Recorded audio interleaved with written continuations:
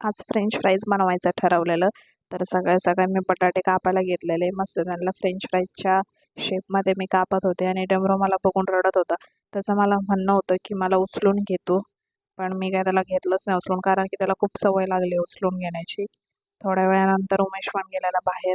आज माशांचं जेवण आणायचं होतं त्याच्यासाठी. मग तोपर्यंत मी इकडं त्याच्या डब्याची तयारी चाललेली. बनवलेलं सोयाबीन आणि वाटाणा. मग डब्बा घेऊन उमेश पण गेलेला त्याच्या कामाला. मग मी संध्याकाळी लागलेले चिकन बनवायला.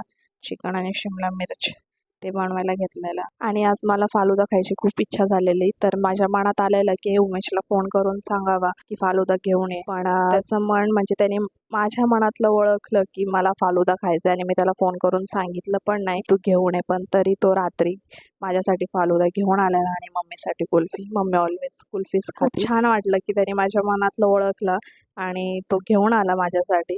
असे छोटे छोटे जेस्चर्स केले की खूप छान वाटतं बायकोला पण. बायकोला एवढंच आवडत असतं की नवऱ्याने तिच्या मनातलं ऐकावं, आणि तेच तुम्ही केलं तर त्यामध्येच ते आनंद शोधतात. तर खूप छान वाटलं. नक्की तुम्ही पण असं काहीतरी करा तुमच्या बायकोला खुश करण्यासाठी. तर असंच होतं आमचा दिवस. भेटूया उद्या. काळजी घ्या. Bye bye.